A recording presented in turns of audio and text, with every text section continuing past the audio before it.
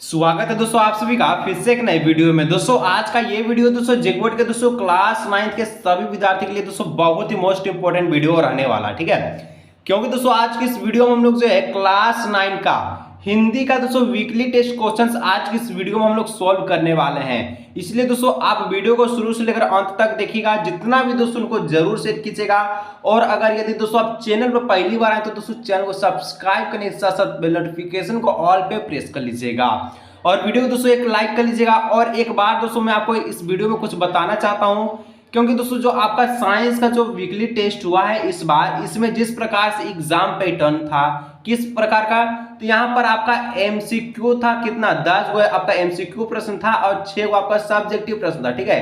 तो जिस प्रकार से दोस्तों आपका साइंस में आपका वीकली टेस्ट का एग्जाम पैटर्न था, यानी कि जिस प्रकार से क्वेश्चन पैटर्न पूछा गया था उसी प्रकार से दोस्तों हिंदी का वीकली टेस्ट रहने वाला है। हिंदी में भी दोस्तों 10 एमसीक्यू प्रश्न रहेगा और 6 आपका सब्जेक्टिव प्रश्न रहेगा। तो इसलिए दोस्तों आप वीडियो को अंत तक देखिएगा, जितना भी दोस्तों को जरूर शेयर कीजिएगा। और अगर दोस्तों यदि आप चैनल पर पहली बार आए सब्सक्राइब जरूर कीजिएगा, ठीक है, और बेल नोटिफिकेशन को ऑल पे प्रेस कर लीजिएगा। तो चलिए दोस्तों बिना देरी के हम लोग वीडियो को स्टार्ट करते हैं एमसीक्यू के साथ subjective class 9 Hindi weekly test questions को आज की इस वीडियो में सॉल्व करते हैं, ठीक है। तो यहाँ पर दोस्तों देखिए सबसे पहले लिखा हुआ है, क्या लिखा हुआ है, खंड ए। खंड ए कहने का मतलब दोस्तों खंड ए में जितना भी प्रश्न रहेगा सब आपका 2 नंबर वाला प्रश्न रहेगा और आपका ऑब्जेक्टिव रहेगा कितना रहेगा, तो 10 गो रहेगा। तो 10 गो रहेगा, 2 नंबर वाला रहेगा, तो कितना नंबर का हो गया, 20 नंबर का हो गया, ठीक है। 20 नंबर का दोस्तों आपका एमसीक्यू प्रश्न रहेगा, यानी कि मल्टीपल चॉइस क्वेश्चंस रहेगा। हिंदी में वस्तुनिष्ठ प्रश्न कहते हैं, ऑब्जेक्टिव क्वेश्चंस कहते हैं, ठीक है। तो यहां पर दोस्तों हम लोग जो पहले 10 एमसीक्यू प्रश्नों को समाप्त करेंगे, उसके बाद 6 सब्जेक्टिव प्रश्नों को देखने वाले हैं। तो पहला प्रश्न दोस्तों हिंदी का वीकली टेस्ट में पूछा गया है। पहला प्रश्न क्या कि किस पक्षी ने सालिम अली के जीवन की दशा को बदल दिया था। कौन पक्षी था दोस्तों जिसने सालिम अली के जो जीवन को पूरी तरह से परिवर्तन कर दिया था। इसका राइट उत्तर क्या होगा, सही जवाब क्या होगा, क्या कबूतर, क्या मैना, क्या गोरैया, क्या कोयल। तो देखिए सालिम अली के जो जीवन में दोस्तों कौन बदलाव किया था, तो गोरैया पक्षी, क्योंकि दोस्तों सालिम अली के एयर गन से गोरैया पक्षी घायल हो गया था, ठीक है। तो ऑप्शन नंबर सी हो जाएगा इसका राइट आंसर। चलिए 2 नंबर दोस्तों आपसे पूछा गया प्रश्न है कि अब सारो शब्द का क्या अर्थ होता है, ठीक है। तो अब सारो मतलब क्या होता है दोस्तों, तो अब सारो का मतलब होता है झरना। ऑप्शन नंबर ए हो जाएगा इसका राइट आंसर, ठीक है। चलिए कोई भी दिक्कत होगा नीचे कमेंट कीजिएगा जरूर से जरूर, ठीक है, मैं उसका सोल्यूशन आपको बताऊंगा, जितना भी परेशानी होगा दिक्कत की बात होगा। चलिए तीसरा का प्रश्न दोस्तों पूछा गया है कि सालिम अली की पुस्तक का क्या नाम था। तो देखिए दोस्तों सालिम अली के जो एयर गन से गोरैया पक्षी यानी कि एस्पेरो जिसको हम इंग्लिश में कहते हैं, उस पक्षी घायल हुआ था और उसी पक्षी के आधार पर क्या हुआ, तो सालिम अली ने एक पुस्तक की रचना किया। पुस्तक का नाम था, पुस्तक का नाम दिया, क्या नाम दिया था, तो फॉल ऑफ द एस्पेरो, ठीक है। फॉल ऑफ द एस्पेरो, एस्पेरो को हिंदी में क्या कहते हैं, गोरैया कहते हैं, ठीक है। Option number B is the right answer. चलिए 4 नंबर दोस्तों आप सभी से पूछा गया है सालिम अली की पत्नी का क्या नाम था। तो सालिम अली की पत्नी का दोस्तों क्या नाम था, तो सालिम अली की पत्नी का नाम तहमीना था। क्या था, तहमीना। ऑप्शन नंबर सी हो जाएगा तहमीना इसका राइट आंसर। चलिए 5 नंबर दोस्तों आपसे पूछा गया है कि लॉरेंस की पत्नी का क्या नाम था। तो लॉरेंस की पत्नी का नाम दोस्तों क्या था, फ्रीडा था। क्या नाम था, फ्रीडा। ऑप्शन नंबर बी हो जाएगा फ्रीडा इसका राइट आंसर। चलिए आगे बढ़ते हैं। 6 नंबर प्रश्न पूछा गया है कि सालिम अली की मृत्यु किस बीमारी से हुई। तो सालिम अली की जो मृत्यु हुआ था दोस्तों ये कैंसर रोग बीमारी से हुआ था, ठीक है। तो ऑप्शन नंबर सी याद रखिएगा इसका राइट आंसर हो जाएगा। आगे दोस्तों 7 नंबर पूछा गया है आप सभी से, सांवले सपनों की याद पाठ में भारत के किस प्रधानमंत्री का उल्लेख किया गया है। तो सांवले सपनों की जो याद है इस पाठ में, इस चैप्टर में भारत के कौन से प्राइम मिनिस्टर का व्यक्तित्व या चित्रण किया गया है, ठीक है। तो यहां पर दोस्तों इसका राइट आंसर होगा चौधरी चरण सिंह, ठीक है। ऑप्शन नंबर सी हो जाएगा चौधरी चरण सिंह जो है प्रधानमंत्री जो है उल्लेख किए हैं किसमें, तो सांवले सपने की याद में। चलिए 8 नंबर दोस्तों पूछा गया प्रश्न है सालिम अली की मृत्यु कब हुई थी? तो सालिम अली की मृत्यु दोस्तों 1987 यानी कि 1987 में हुआ था। ठीक है, ऑप्शन नंबर बी हो जाए इसका राइट आंसर। आगे बढ़ते दोस्तों 9 नंबर पूछा है आप सभी से जाबिर हुसैन के साहित्य में किस साहित्यिक विधा की दर्शन होता है? तो जाबिर हुसैन के साहित्य में दोस्तों कौन सी साहित्यिक विधा की दर्शन होता है? क्या कहानी या उपन्यास या फिर दोस्तों नाटक या फिर डायरी? तो ऑप्शन नंबर डी हो जाएगा इसका राइट आंसर डायरी। ठीक है, चलिए कोई दिक्कत होगा कमेंट कीजिएगा, चैनल पर पहली बार सब्सक्राइब जरूर से जरूर कर लीजिएगा। ठीक है, और ये रहा दोस्तों एमसीक्यू का लास्ट प्रश्न जो कि 10वां प्रश्न आपसे भी पूछा गया है जाबिर हुसैन का जन्म कब और कहां हुआ?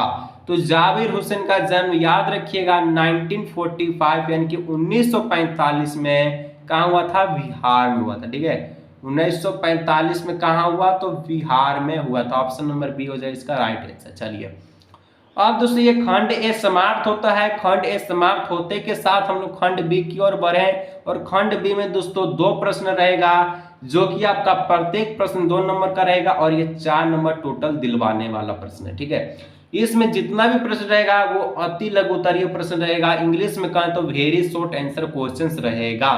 तो 11वां प्रश्न दोस्तों आप सभी का अति लघु उत्तरीय प्रश्न में इसका गिनती आता है और प्रश्न पूछा गया है कि किस घटना ने सालिम अली के जीवन की दशा को बदल दिया? उत्तर में लिखिएगा एक बार बचपन में सालिम अली की एयर गन से एक गोरैया पक्षी का नाम है जो घायल होकर गिर पड़ी और इस घटना ने सालिम अली के जीवन की दशा को बदल दिया। वे गोरैया की देखभाल, सुरक्षा और खोजबीन में जुट गए। उसके बाद उनकी रुचि पूरे पक्षी संसार की ओर मुड़ गई और वे पक्षी प्रेमी बन गए।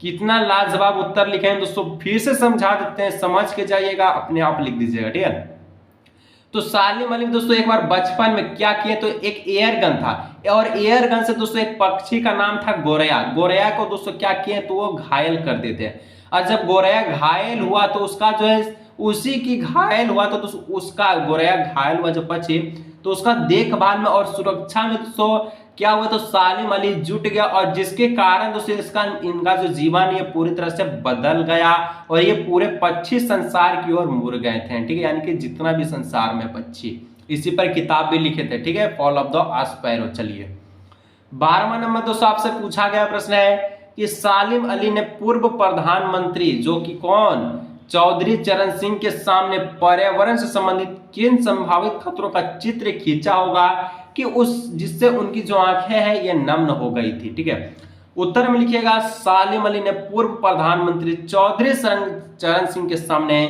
केरल की साइलेंट वैली संबंधित खतरे की बात उठाई। उस समय केरल पर रेगिस्तानी हवा के झोंका का खतरा मंडरा रहा था, वहां का पर्यावरण दूषित हो रहा था और प्रधानमंत्री को वातावरण की सुरक्षा का ध्यान था और पर्यावरण के दूषित होने के खतरे के बारे में सोचकर उनकी क्या हुई, आंखें नम्न हो गई। ठीक है, इस प्रकार उत्तर लिखिएगा। चलिए खंड सी में दोस्तों हम लोग एंटर कर चुके हैं और खंड सी में जितना भी प्रश्न है यानी कि 2 ही प्रश्न रहेगा जो कि प्रत्येक प्रश्न 3 नंबर का रहेगा और 6 नंबर का टोटल रहेगा। ठीक है, तो यहाँ पर दोस्तों याद ध्यान रखिएगा कि ये जो प्रश्न लघु उत्तरीय प्रश्न में गिनती आएगा, शॉर्ट आंसर क्वेश्चंस में गिनती इनका आएगा। ठीक है, चलिए तो 13वां नंबर जो प्रश्न दोस्तों पूछा गया है कि जो लॉरेंस की पत्नी फ्रीडा ने ऐसा क्यों कहा होगा कि मेरी छत पर बैठने वाली गोरैया लॉरेंस के बारे में क्या तो ढेर सारी बात जानती है, ऐसा क्यों कहा? ठीक है, उत्तर शानदार सा है, लिखिएगा कि लॉरेंस का व्यक्तित्व बिल्कुल साधारण था, इतना खुलासा था कि उनके बारे में किसी से कुछ छिपा नहीं था। इसलिए फ्रीडा कहती थी कि लॉरेंस के बारे में एक गोरैया भी ढेर सारी बातें बता सकती है। ठीक है, बहुत ही लाजवाब है, समझने वाला प्रश्न है, समझ गए। चलिए नेक्स्ट बढ़ते हैं 14 नंबर प्रश्न की ओर। ठीक है, चलिए इसमें दोस्तों पूछा गया है इस पाठ के आधार पर लेखक की भाषा शैली की 4 विशेषता बताइए। किस पाठ पर? तो सावले सपने की याद पर। ठीक है, तो किसका लेखक का भाषा शैली का चित्रण 4 गो क्या कितना विशेषता बताना। ठीक है, उत्तर में लिखिएगा लेखक की जो भाषा शैली की विशेषता कितना 4 भाषा शैली की विशेषता। ठीक है, चलिए इनकी पाला में लिखे दोस्तों, इनकी जो शैली है चित्रात्मक है, पाठ को बढ़ते हुए इनकी घटनाओं को चित्र उभरा कर हमारे सामने आता है। दूसरा में, लेखक ने भाषा में हिंदी के साथ साथ कहीं कहीं उर्दू तथा कहीं कहीं अंग्रेजी शब्दों के साथ प्रयोग भी किया है। ठीक है। चौथा, तीसरा में लिखा है दोस्तों कि इनकी भाषा अत्यंत सरल तथा सहज है। और चौथा में लिखेगा अपने मनोभावों को प्रस्तुत करने के लिए लेखक ने अभिव्यक्ति शैली का सहारा लिया है। तो ये 4 पॉइंट याद रखिएगा। चलिए बढ़ते हैं नेक्स्ट, खंड डी। जो खंड डी है दोस्तों, ये दीर्घ उत्तरीय प्रश्न में गिनती आता है और यहाँ पर 2 प्रश्न रहेगा जो कि 5 नंबर का यानी कि 10 नंबर का प्रश्न रहने वाला है। ठीक है। तो देखिए 15 नंबर दोस्तों पूछा गया प्रश्न है कि इस पाठ में लेखक ने सालिम अली के व्यक्तित्व का जो चित्र खींचा है उससे अपने शब्दों में लिखिए, अपने शब्दों में लिखना। ठीक है, जो भी आपको समझ में आया होगा। देखिए उत्तर में जैसे कि हम लिखें कि सालिम अली जो है अनन्य क्या प्राकृतिक प्रेमी थे। प्राकृतिक तथा पक्षियों के प्रति उनके मन में कभी न खत्म होने वाली जिज्ञासा थी। लेखक के शब्दों में उन जैसे वर्ड, ठीक है, बर्ड जो है वाचर शायद कोई होगा, वर्ड वाचर यानी कि पक्षी वाला। ठीक है, वर्ड वाचर, बर्ड BIRD बोला। ठीक है, उन्हें दूर आकाश में उड़ते पक्षियों की खोज करने तथा उनकी सुरक्षा के उपाय खोजने का, ठीक है, क्या खोजने का असीम चाव था। वे स्वभाव से परम घुमक्कर और यायावार थे, यानी एक जगह नहीं घुमक्कर जहां तहां घूमते रहते थे पक्षी की खोज में, कौन कौन सा पक्षी है क्या। लंबी यात्रा ने उनके शरीर को कमजोर कर दिया। व्यवहार में वे सरल सीधे और भोले इंसान थे। वे बाहरी चाकाचौंध और विष्टा से दूर रहते थे। ठीक है, तो इस प्रकार से उत्तर को लिखेगा अपने आप, जो भी समझ में आया यही लिख दीजिए, कोई दिक्कत नहीं है। चलिए नेक्स्ट 16 नंबर दोस्तों, आज की इस वीडियो का लास्ट प्रश्न, वीकली टेस्ट का लास्ट प्रश्न है। वीडियो को दोस्तों लाइक नहीं किया कर लीजिए, चैनल पे सब्सक्राइब नहीं किया चैनल को सब्सक्राइब कर लीजिएगा। और इसी के साथ दोस्तों हम लोग इंग्लिश का नेक्स्ट वीडियो लाने वाले हैं, तो इंग्लिश का वीडियो देखने के लिए चैनल को सब्सक्राइब करने के साथ बेल नोटिफिकेशन को ऑल पे प्रेस कर लीजिएगा। ठीक है, कहा गया है दोस्तों सावले सपने की याद शीर्षक की सार्थकता पर टिप्पणी डालिए, यानी कि कमेंट लिखना क्या क्या बात हुआ था। ठीक है, लिखना है कि सावले सपने की याद एक रहस्यात्मक शीर्षक है या रचना लेखक जाबिर हुसैन द्वारा उनमें अपने मित्र सालिम अली की याद में लिखा गया संस्मरण है। ठीक है, यानी कि याद वाला, ठीक है, जो उनके साथ हुआ था। सावले सपने जो है मनमोहक इच्छा के प्रतीक है। ये सपने प्रसिद्ध पक्षी प्रेमी सालिम अली से संबंधित है। सालिम अली जीवन भर सुनहरे पक्षियों की दुनिया में खोए रहे हैं। वे उनकी सुरक्षा और खोज के सपने में खो रहे हैं और ये सपने हर किसी को नहीं आता। ठीक है, हर कोई पक्षी प्रेम से डरता है, इतना जो प्रेम से डरता नहीं, हर कोई पक्षी इतना जो है नहीं डूबा रहता है कि इसमें पक्षी प्रेम में। और इसलिए आज जब सालिम अली नहीं रहे तो लेखक को उन सावले सपनों की याद आती है जो सालिम अली की आंखें में बरसते हैं। और ये लिखे गए कौन है? जाकिर हुसैन। याद रखिएगा किनकी संस्मरण में? तो सालिम अली के संस्मरण में। जिस प्रकार से सालिम अली गोरैया पक्षी में जो एयरगन से घायल हुआ था उसकी देखभाल में पूरे विश्व के जो है क्या तो पक्षी प्रेमी करने लगे, जहां तहां पक्षी की खोज में भटकने लगे और घूमते घूमते वो थक गए। ठीक है, इस प्रकार से कुछ था। ये शीर्षक सार्थक हो तो किंतु गहरा रहस्यात्मक है। चंदन की तरह घिस घिस कर इसके अर्थ तो प्रभाव तक पहुंचे जा सकता है। तो ये रहा दोस्तों वीकली टेस्ट के लिए क्लास 9 हिंदी का मोस्ट इंपोर्टेंट क्वेश्चन। वीडियो अच्छा लगा वीडियो को लाइक, चैनल सब्सक्राइब कीजिएगा। इंग्लिश के वीडियो देखने के लिए सब्सक्राइब करके बेल नोटिफिकेशन कॉल पर प्रेस कर लीजिएगा। दोस्तों के साथ शेयर कीजिएगा। मैंने दोस्तों इस तरह और भी हम लोग नए वीडियो में